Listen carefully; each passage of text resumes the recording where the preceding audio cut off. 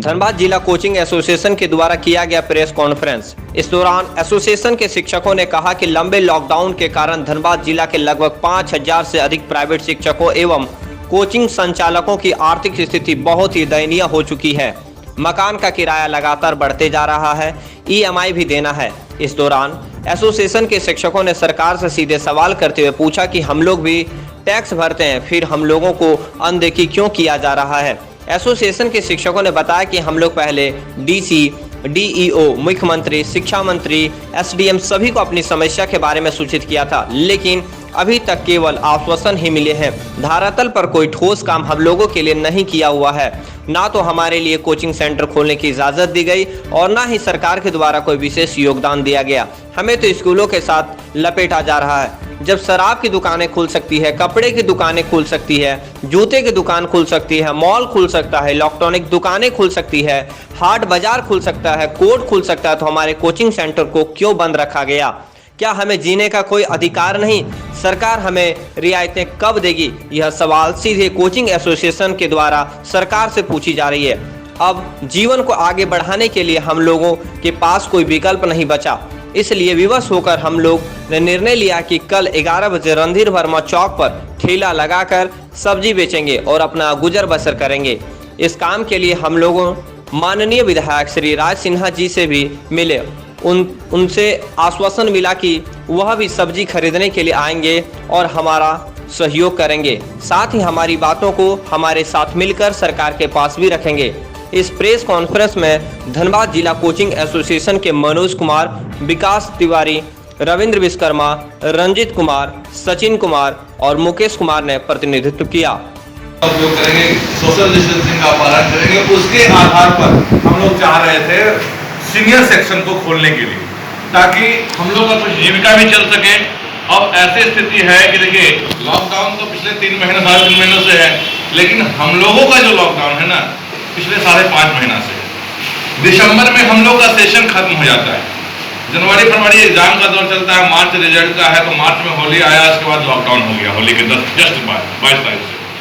और उसके बाद अभी तक हम लोग लॉकडाउन में ही हैं। हम लोग फॉलो कर रहे हैं आपके सारे नियमों को, लेकिन हमको अनदेखा क्यों किया जा रहा है? आप शराब की दुकान खुलवा सकते हैं, शराब जरूरी है, ये हम मान रहे हैं, शराब जरूरी है, ये हम मान रहे हैं, लेकिन शिक्षा कहीं उससे ज्यादा जरूरी है। तो हम लोग शिक्षा मंत्री तक गुहार लगाए, मुख्यमंत्री को यहाँ से लेटर भेजे हैं, हम लोग DO को लेटर दिए हैं, DC साहब को लेटर दिए हैं, लेकिन हम लोगों को कोई सूचना उनके द्वारा अभी तक नहीं दिया गया। सिर्फ ये बोला गया था कि हम ऊपर बात करेंगे, आपको जो भी होगा सहायता हम प्रदान करेंगे। और हम लोग आर्थिक तंगी से मजबूर हो गए हैं। मजबूर होकर अब हमारे पास इतना पूंजी भी नहीं है कि हम कोई रोजगार दूसरा कर सके। सरकार कहती है आत्मनिर्भर बनो, कैसे बने? सिर्फ हमको उसका जवाब दे। एक संस्थान से 5 लोगों का घर चल रहा है, सारे बैठे हैं, क्या करें? हम लोग को भी नौबत ऐसा आ गया है, या तो जीवन या जीविका, दोनों में एक को चुनने की बात आती है। तो जीवन के लिए जीविका जरूरी है, और जीविका है पर जीवन है। अच्छा, हम लोग भी टैक्स देते हैं, हम लोग भी टैक्स पेयर हैं, हम लोग भी टैक्स देते हैं सरकार को, और उस टैक्स देते हैं, उसका हम लोग कोई बेनिफिट नहीं। मजबूरन हम लोग कल रणधीर वर्मा चौक पर ठेला लगाकर सब्जी बेचेंगे। और माननीय सांसद विधायक से भी गुहार लगाया है कि कम से कम आकर हम लोग को बेचने का भी तरीका नहीं मालूम है, तो हम लोग से सबसे सब्जी खरीदे। तो राज सिन्हा सर से मिलकर के आए हैं, उन्होंने आश्वासन दिया है कि हम 11:30 बजे जब हम आएंगे, आप लोग कार्यक्रम में हम रहेंगे। तो हम लोग सब्जी बेचने का कार्यक्रम करेंगे, क्या कर सकते हैं? क्या मांग करते हैं? सरकार से मांग करते हैं कि जिस तरह से सोशल डिस्टेंसिंग का पालन करते हुए मॉल को खोला गया, शराब की दुकान को खोला गया, जूते की दुकान को खोला गया, कपड़े की दुकान को खोला गया, हम लोग तो शिक्षित वर्ग हैं, फिर हम लोग रजिस्ट्रेशन क्यों नहीं? क्या कोरोना पढ़ने के लिए चाइना से इंडिया आया है? सरकार से ये भी पूछना चाहते हैं हम लोग जूनियर सेक्शन की बात नहीं कर रहे, हम लोग सीनियर सेक्शन की मांग कर रहे हैं। सीनियर सेक्शन दे, सभी शिक्षक हैं, सभी बुद्धिजीवी है, सबको सिखाते हैं हम लोग। और हम ही लोग का संस्थान।